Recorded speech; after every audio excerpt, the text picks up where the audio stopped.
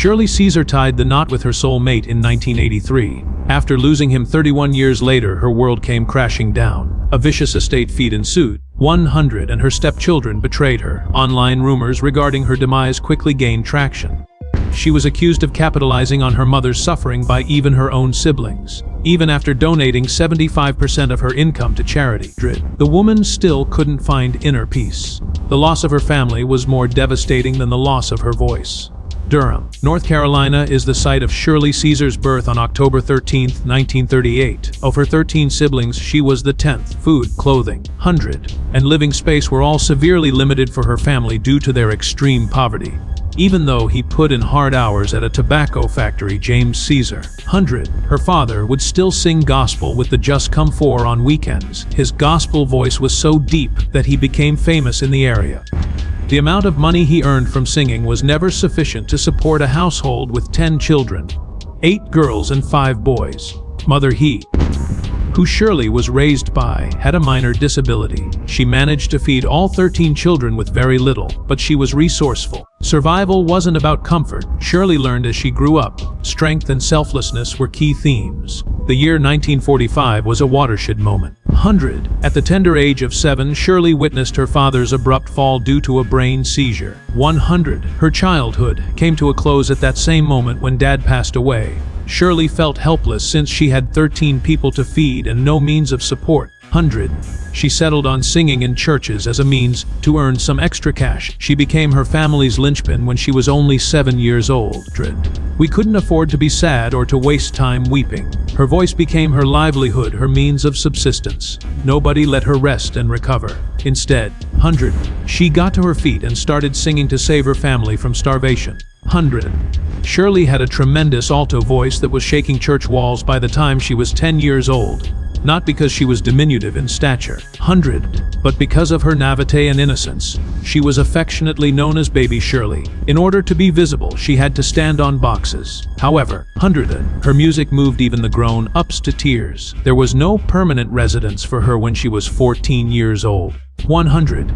Holding on to a cherry Coke and a cheeseburger that her mother had given her, she journeyed alone throughout the Jim Crow South. 100. Spending the night in segregated bus stations. For singing all week, a few pastors gave her 50 cents, and then they took hundreds. Still, 100. She persisted in making each presentation an oral extravaganza by singing and stomping her feet. Her voice was her only weapon. 100. Her mother's condition continued to deteriorate. I was unable to walk without assistance due to my paralyzed leg. 100. Shirley started taking care of her mother full time when she was only 12 years old. She helped her dress, walked with her. 100. And still managed to sing in churches to pay the bills. For more than 3 decades, she persisted in this. No one was ever employed to aid her even after she got famous. Whenever Shirley was involved, it was always on her own. 100. She drew strength from her mother's suffering. No matter how much it hurt, it just served to fortify her. Shirley attended college to major in business after finishing Hillside High School in 1956. While taking the typing test, though, 100, an unusual occurrence occurred. Someone was calling her name. The girl refused to answer her classmate's question about whether or not she had spoken. 100. The next day, Shirley perceived the voice once more, but this time it was much louder. Behold, I have called you from your mother's womb. 100. And I have anointed your lips to preach the gospel. The voice shocked her to her very being. Without further ado, she left college. 100. Her teachers were taken aback. Shirley understood that this calling was not from the world, even though her family didn't. God had a hand in it. Shirley boldly approached Albertina Walker on August 15, 1950 at the age of 100, and claimed she could sing all the parts, a claim she later proved to be true as she joined the Caravans, a major American gospel group. 100. Everyone was taken aback by her theatrical presence. Along with singing, she danced and even shed a few tears. Every rule of gospel was broken by her approach. 100. The engineers were astounded by the strength of her voice during her initial recording session on December 30, 1958, in their debut year. 100. The Caravans sold more than 50,000 records, catapulting them to stardom. Despite her achievements, Shirley continued to sleep on buses and go without food. By the time she was 13 years old in 1951, she had already recorded her debut single. After submitting the song, I'd Rather Jesus, record companies turned it down. 100. She reportedly sold it herself because she was too young to comprehend suffering. Along with a crippled preacher, she traveled the Carolinas, performing in barns and small churches for as little as $5 or $15. Under 1,000 copies were sold of the album. Shirley considered leaving, but ultimately decided against it. Shirley went on a cross-South tour with the Caravans from 1958 until 1966. They put on almost 300 shows annually. The majority of locations were divided. On average, white gospel groups made $800 every performance. It was $150 for the Caravans. They spent the night on the bus in 1963, after being rejected by 17 hotels in Birmingham, Alabama, while in Georgia and Mississippi. She witnessed police officers using hoses on black crowds. They were once the targets of bottle attacks at a performance in Montgomery. In her compositions, Shirley included these moments. The lyrics to her songs become political protest anthems. Her words took on the power of a rallying cry. Shirley, however, had had enough by 1966. Male singers made 5 times as much as she did, as $75 per week. She requested additional authority and a reasonable portion of the funds from Albertina Walker. Shirley turned down $100 and 5% royalties, but Albertina still wouldn't budge. Everyone cautioned her against it. Her failure was foretold by magazines. She would never sell solo, according to record execs. She ignored the advice of even Mahalia Jackson, who warned her against performing solo. At the time, her $50,000 deal with Hob Records was the largest ever offered to a black female gospel musician.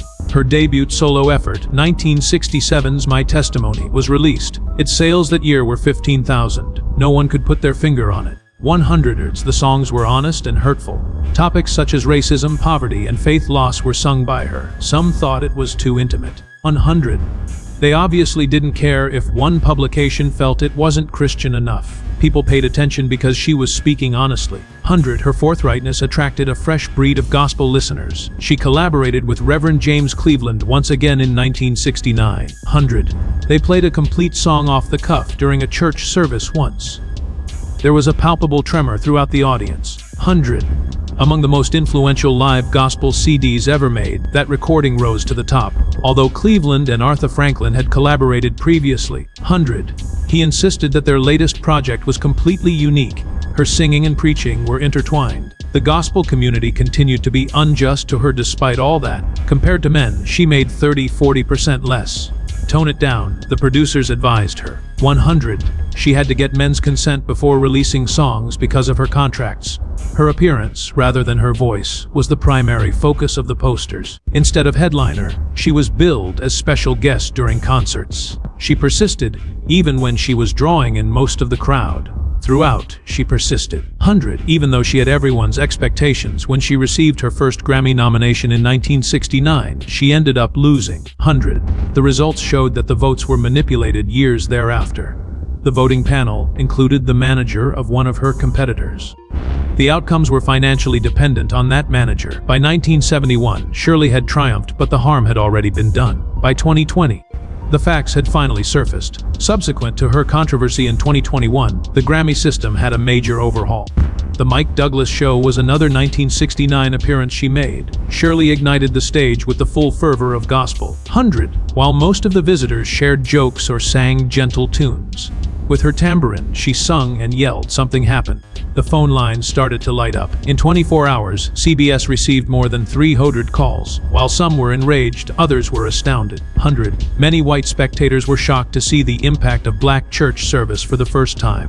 Shirley Caesar's life took a surprising turn in 1972. Put Your Hand in the Hand of the Man from Galilee is the name of the song she recorded. She did not compose the song. Shirley took home the Grammy for Best Soul Gospel Performance for her fairy rendition, which was an improvement over the 1970 original by Anne Murray. She had never won a Grammy before. However, the prize sparked a storm rather than a simple celebration. Outrage erupted from a number of gospel traditionalists. They claimed Shirley was commercializing religious music. They felt it had an overly pop sound. Shirley, however, refused to give in. She insisted that her singing for God remained unchanged, regardless of how it seemed. She became one of the first black gospel musicians to achieve true mainstream success after winning that Grammy. Despite the debates, 100, she became well known in the gospel and beyond. She left an indelible mark with her Grammy speech, standing before an audience of pop and R&B superstars. 100, she uttered the words, "First, I want to thank God." Even that one line caused a ripple effect. Such a daring statement was unusual in a religious context. 100. Although there were those who felt her victory was due to a cover song, Shirley's performance was so impactful that it was impossible to overlook. It was a turning point, as a genre gospel music had long been considered distinct. Right now, though, Shirley was tearing down that barrier. In 1975, 100, 3 years after that, Shirley embarked on a tour across West Africa. The events that transpired there profoundly affected her. More than 250,000 people attended one of her outdoor concerts. A lot of people had gone days without eating just to see her. 100, witnessing such extreme poverty unprepared her. Her heart sank. As a poor child in the Jim Crow South, she's seen things like this, she claimed.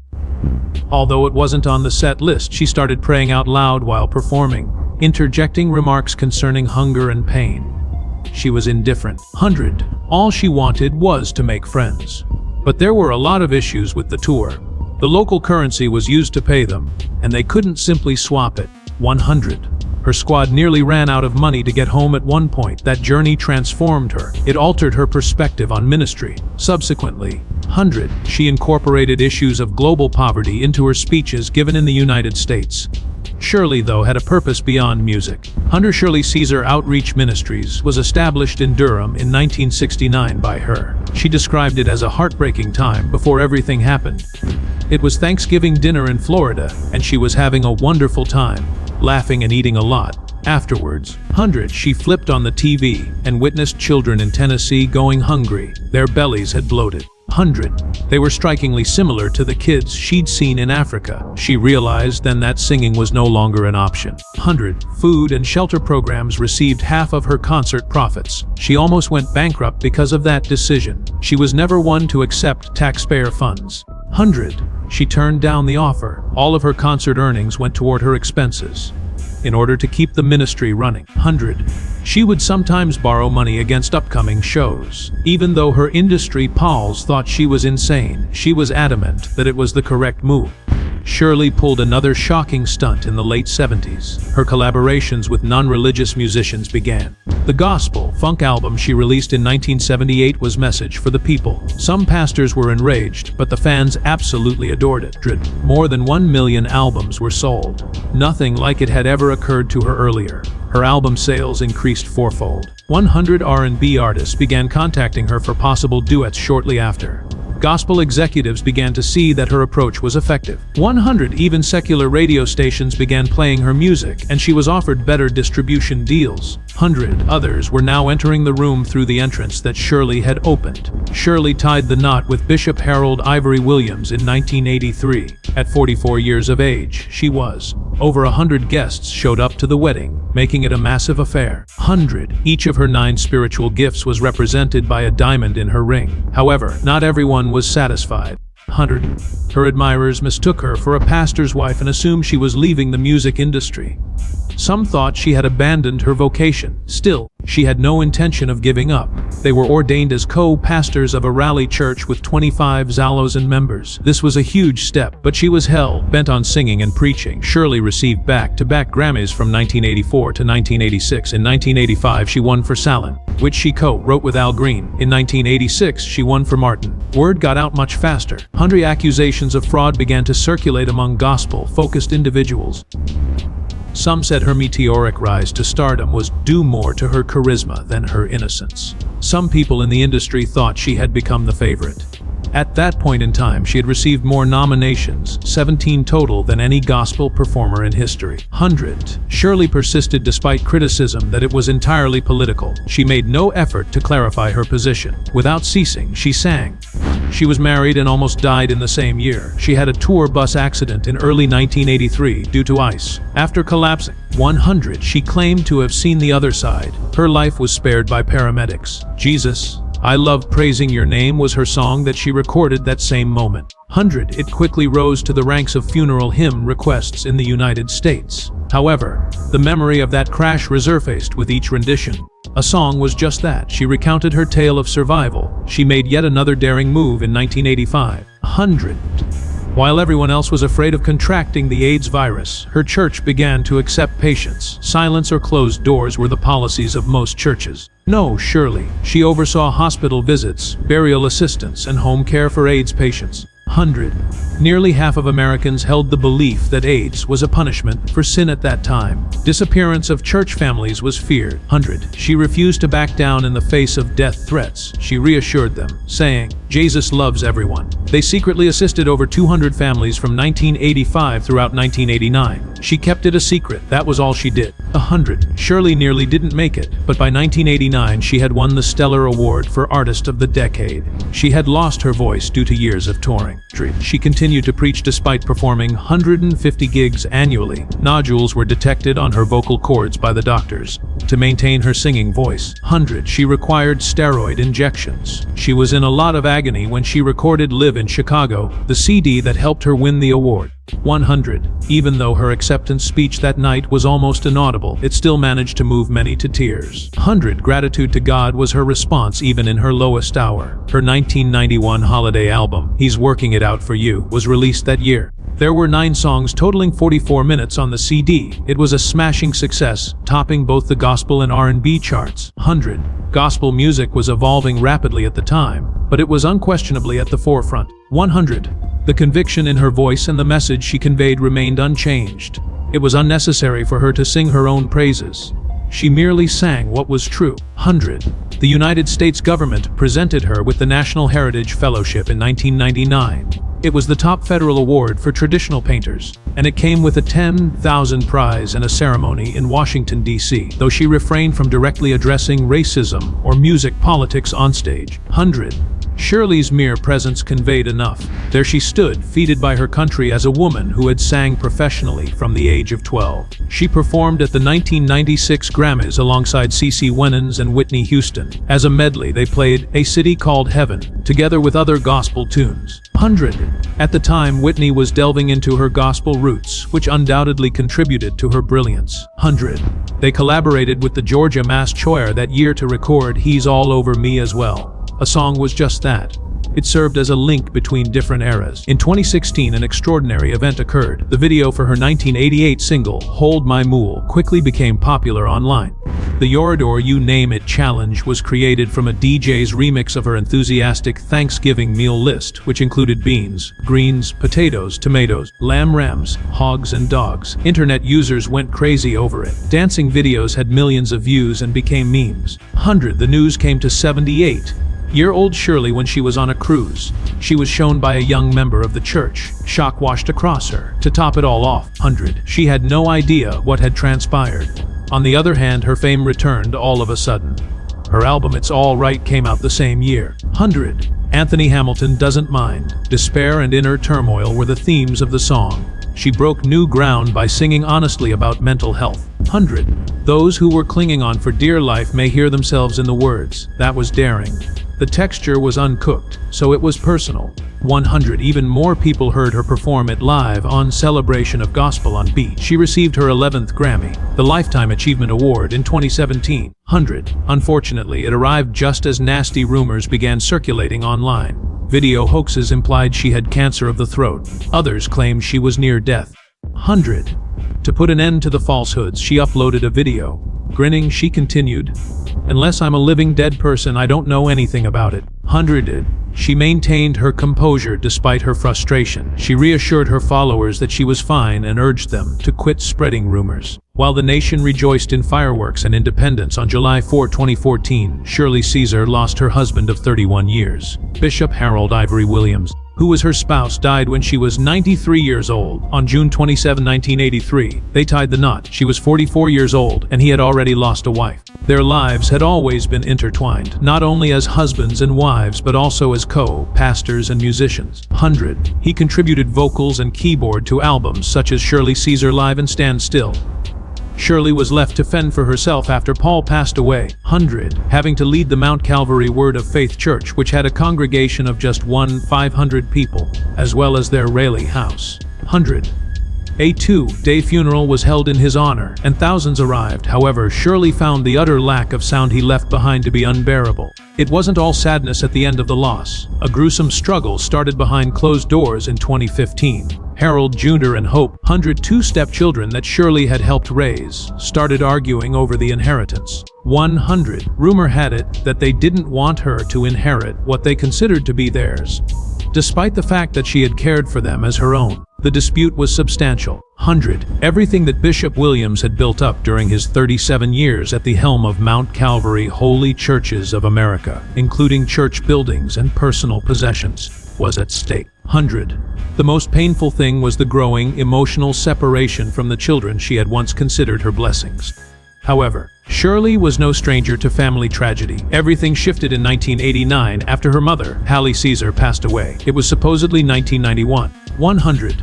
According to certain sources, after Shirley's father passed away when she was 7 years old, her mother raised 13 children. 100. The most of them on her own. Shirley has always taken care of her mom.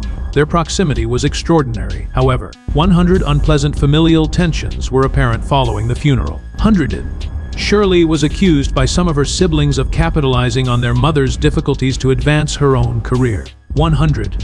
They hated her because of her prominence and the wealth she supposedly hoarded. Disputes concerning royalties even arose from her mother on her record. 100. 12 of her siblings have all passed away. Nobody has survived but Shirley. Shirley hid the pain of yet another loss for the better part of her life. 100. She was childless in the traditional sense. Nothing helped after years of trying, praying, and seeing doctors. After much silence. 100. She discussed her infertility in 2000. She felt profound sadness as a result, which she hid from her congregation for decades, and began to doubt her faith. 100.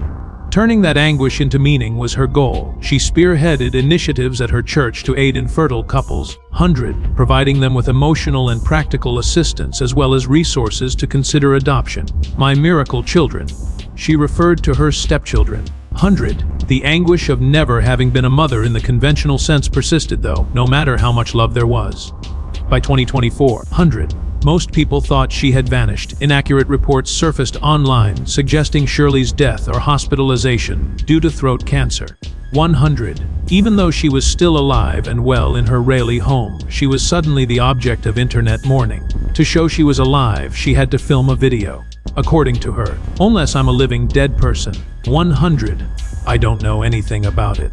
The extent of her deceit reached a point where random people began coming up at her house under the false impression that they were attending a monument. 100. Death notices that were not true circulated. Videos on YouTube falsely depicted Shirley's dying moments by using images of other patients. 100. The whole thing was untrue. However, the invasion, terror, and astonishment were all genuine experiences. The hoaxes persisted. Bridger. Another report surfaced online in early 2025. This time, it said that she had passed out while performing and was taken to the hospital immediately. 100 initially. Even some news outlets bought into it. Gospel volumes brimming with petitions. In remembrance of her, large crowds gathered. More footage had to be posted by her team to prove she was fine. 100. This was just the latest in a long line of malicious stories spread about her in an effort to confuse and frighten those closest to her. 100. Shirley was almost disgraced in 2018 due to a controversy. She allegedly pocketed $2.3 million that was supposed to go to the church. Word got around quickly. 100. Claims that a former church treasurer leaked financial records set the ball rolling. Money was allegedly being transferred into private accounts. 100. And they insisted that the figures didn't add up. It was a baseless claim, but it was shocking nonetheless. 100. An impartial audit conducted by Ernst & Young confirmed that an astounding 98% of all contributions had been dispersed precisely as intended. 100. Shirley had even resorted to using her own funds to make ends meet under dire circumstances. Another setback occurred in 2020. 100. Her music was the subject this time. Critics and bloggers said that she plagiarized the music of obscure gospel performers from the 70s and 80s, specifically songs like No Charge and Hold My Mule. In fact, 100. They went so far as to say that Shirley had plagiarized approximately 85% of an old Martha Williams song. 100. Shirley was attempting to resurrect her career at the age of 81, but she was now experiencing nightmares and legal threats. 100. The legal teams were able to verify that the songs were either originally recorded or had the appropriate licensing, but she nearly gave up. 100. She had her clearance. The harm persisted, though. Then the story that shocked everyone arrived. It all began in 2024 with the spread of a phony will. It claimed her assets were under 2,000 million, even though her true value was closer to 16 million, in addition to unusual bequests to anonymous corporations. 100. The will omitted important family members. The most unsettling thing was when a guy claimed to be her hidden son and stepped forward. 100. He claimed she had wanted a DNA test and letters from her in order to stake a claim to her fortune. In an effort to enlist the help of the court. 100. He uploaded films and displayed what appeared to be legal documents. Distress engulfed Shirley. 100. She expressed her deep sadness over the falsehood and cautioned against the destructive potential of social media. Shirley, despite everything, continued to attend church regularly. Despite being 86 years old in 2025, she continues to lead Mount Calvary. She may no longer preach weekly, but she continues to gather almost 2,000 worshipers on Sundays. On First Lady Sundays, 100 people go all the way from South Carolina and Virginia to hear her speak. Her vitality remains untarnished, even in the face of health crises and false rumors. 100. Her congregation is expanding, not contracting. Her followers now describe it as a miraculous event. She has influenced not just herself, 100, but also those around her. Yolanda Adams and Kirk Franklin were both mentored by her, and she encouraged them to remain authentic to who they were. Shirley warned Adams that accepting a secular record deal worth $2.3 million might harm her anointing, so she advised her to decline the offer. 100. In response to Kirk Franklin's $5 million offer to collaborate with Sean Diddy Combs, Shirley made a similar statement. More important than popularity, 100, in her view, was being faithful to one's faith. Save some for the young people. That was Franklin's way of saying it during his Walk of Fame address. 100. He had a net worth of 16 million, won 11 Grammys, and clearly took a different road. Nearly 3/4 of her concert revenue goes to charity. Ministries that serve thousands of people, music programs, and homeless shelters receive her annual gift of more than $350,000. After more than 20 years, 100, she has remained in the same rally home. 100. Every cent she makes from her little Durham store goes toward giving individuals a helping hand throughout the holiday season. If she had kept everything, her worth may have been more than 40 million, according to experts. Te kasafawar wanang ite